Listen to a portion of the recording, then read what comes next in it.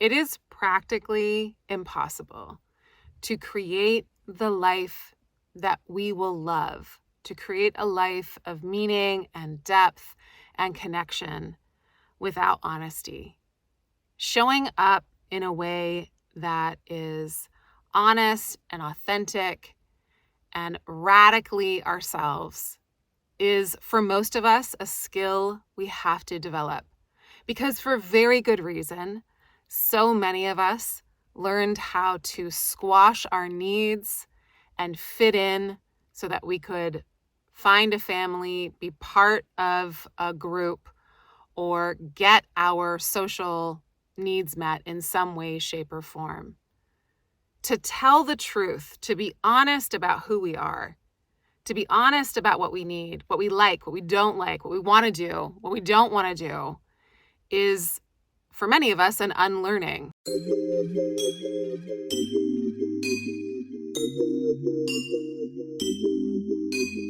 Hello and welcome.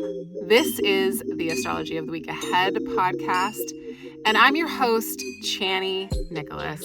And the reason why I'm talking about this is that we have a very loud and very radical full moon in Leo this week. And not only that, but this full moon in Leo marks a moment where we're in between eclipses. The last eclipse was a couple months ago. The next eclipse will be a couple months from now. But this is the halfway point. And when we hit the halfway point, when the sun crosses over that halfway point, and then when we have a lunation this week of full moon close to that halfway point, it's marking something quite significant. So this full moon feels like it is here to teach us something that, if received, if learned, if welcomed, you might say, that it could lead to a really pivotal shift in our awareness. And the pivotal shift is in regards to how we show up, how we self-express, how we say, this is who I am. And you don't have to like it, but this is it. I actually have come to love it. Getting there is a whole thing unto itself. It's not easy, and it requires that we risk a lot. But the rewards are massive because, as so many people before me have said, when you show up as yourself, what you're going to do is you're going to attract people that are aligned with that authentic version of yourself. But so many of us are so afraid to do so, again, because we might not have the skills, or that our skills were more geared towards, more oriented towards trying to fit in for our survival. This week wants us to confront something about that, wants us to question, like, why am I not being honest about who I am, about what I need, about what I want? Why can't I be the voice of dissent? What am I really going to risk? And what am I actually going to gain if I try to be more honest, if I try to show up as myself? So there's three main events that are happening this week. And they happen on February 3rd, February 4th, and February 5th. On February 3rd, the sun makes a square to Uranus, and that talks about something disruptive. It speaks to things getting jostled about. Those things might be events, they might be plans, it might feel a little extra chaotic. It might also feel like exciting, things might get a little loud. It's a really good moment for breaking with tradition and breaking norms. And what norms are we talking about? Well, it is the sun making that square to Uranus, so it can be something about our identity. Now, the interesting thing is that 2 days later, on February 5th, when the full moon takes place, it's also making that square to Uranus. It's like within a degree. And so what happens on the 3rd is really connected to what happens on the 5th. It's basically echoing the same thing. And it's the full moon in Leo, and Leo's all about how we self-express, how we say, this is who I am, and this is how I shine in the world, and this is what I got, and you're going to love me. Don't worry about it. I'll make it fun. And having a full moon in Leo talks about how we do that thing. And we all do it in a really different way. We all shine and take up space in the world in our own unique way. And that's the point, right? It's not to conform to any other person's way of being. It's to actually find our way to shine authentically and disruptively. This woman's like, you know what? Go for it. Be you. Be as eccentric as you want to be. This is your time. What are you waiting for? Try being radically, authentically honest and still kind. We still need to be kind. This is not about being totally insensitive just for the sake of being honest. But within that paradigm, if we are radically aligned with who we are and what we want and what it is we have to give, take note of if things come to you in a way that is kind of shocking or surprising or seemingly out of the blue. You know this. You see people do it all the time. They come into their own personal power. They come into some kind of truth about themselves. They no longer want to hide who they are. And they bring that forward and their life starts to open up. It's like almost inevitable that that's going to happen. I tried for so many years not to be an astrologer. Why? I just wanted to find something that was normal. I wanted to find something that people understood. I didn't want to be the weird outcast astrologer. I know it's really like popular right now, but it wasn't always like that. And I wanted to be something that people could locate, that people could be like, oh yeah, I know people that do that. And instead, I didn't get my way.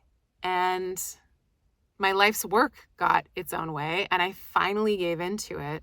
And when I did, everything started to fall into place in a way that it never would before. No matter how much I tried, no matter how hard I worked, no matter how hard I pushed something or what I did, it was like nothing else it wasn't catching. It wasn't coming together.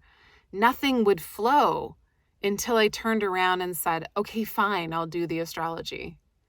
And then literally everything started to align. Everything kind of rushed in. And my life ended up turning a corner that it never had before. And things started to work. Things started to come together. So I know that that's my experience, and I know it to be the experience of many people. And I also know that's not, the be all end all. We have to do a lot more than that. But it is the entry point. It is the place at which, if we start there, then everything is possible. That's where our power is. That's where things can really start to happen. And that's what this full moon is angling towards. So let it gently, or maybe not so gently, maybe let it loudly, move you in that direction. So on the 3rd of February, the sun makes a square to Uranus. It's disruptive. It's about change. It's about updates.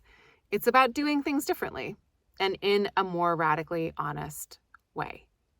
Then on the 4th of February, on Saturday, Venus in Pisces makes a square to Mars. And this is going to be present throughout the full moon. All of these things are kind of happening at the same time, so you can't really separate them. But Venus is in a really good situation. It's in Pisces, which is lovely. Venus loves to be in Pisces. And Mars is no longer retrograde. Hallelujah. But it is still Mars. It is still a little bit of a thorn in our side. And Venus is about relationships, and it's also about what we value. And Mars is here to aggravate something. And because Venus talks about relationships or symbolizes relationships and beauty and harmony, and Mars represents discord and making things a little bit more difficult via heat and arguments, especially in Gemini, there might be something about our relationships that come up that is annoying. And it's happening right before and also during a full moon that's asking us to be more radically aligned with who we are, more radically honest about who we are, and more in acceptance of who we are. So we have to accept the good, the bad, the ugly, the beautiful, all the things about ourselves. But there might be a relationship issue that comes up in the midst of this full moon that helps you do some of that work, some of that self-acceptance work, some of that accountability work, and helps you to parse out what it is you don't like. And that can be the thing. Venus in Pisces wants us to all get along and be compassionate for each other and us to all merge and blend and do all those beautiful things. But in a square to Mars, it's like, no, there's some things here that are different. There's some distinctions here. Let's get really specific about what's bothering us. So it's an opportunity to do that. And then because this full moon has that disruptive quality, it also is helping us to say no to things or to awaken to what it is we don't want, we don't like, and we don't want to feature. The sun and moon are also squaring the north and south nodes. So there's also this feeling of going through a turning point, going through something that feels pivotal, because now we're in between eclipses. We're exactly in between eclipses, and there's usually something that happens around that time when the sun passes through that feels like, oh, that's a little faded, or that's a little interesting. Could be tied to what happened during the last eclipse or what will happen during the next eclipse. And having a full moon highlight that is also an extra emphasis.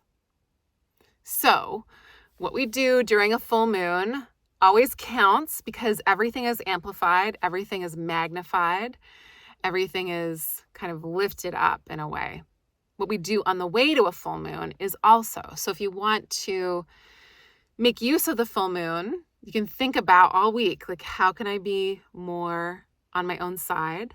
How can I be more honest, at least with myself, about who I am, what I want, what I like, what I think, and how to show up in a way that's radically honest and still very kind and still very much about finding solution, but being who we are and accepting all aspects of ourselves, and maybe even learning to like ourselves a little bit more. So all week we know we're headed towards a full moon.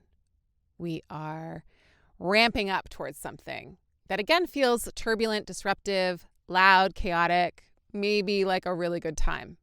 It might be like a surprise party. It's like a little shocking and super exciting, a little taxing, but still we could make the most of it. However, when we're moving towards a full moon, we know to take extra care of ourselves, because we all react to a full moon differently. So whatever that is for you, just make sure that you're like, okay, this weekend is a full moon. It could be really fun, and it could be full of a lot of feelings or full of a lot of chaos. And I'm not going to try to overplan or overschedule. I'm going to go with the unexpected events that might pop up. And of course, just practice asking myself, what do I want? What's true for me? And how do I honor that? Thank you all so much for leaving us reviews in the App Store. We love them. We share them around on Fridays. This one's from Chandra Bright, and it's called Wow with the star eye emoji. Love this app. Been using for a year now, and it's amazing how much calmer I feel with this knowledge. Chani's voice is so soothing. Just received my 2023 planner, and I am loving how much time and care went into it. The spiral binding is really high quality and makes for smooth page turning. The paper is very high quality. Kudos to Chani and her team. Really excited for what the new year will bring.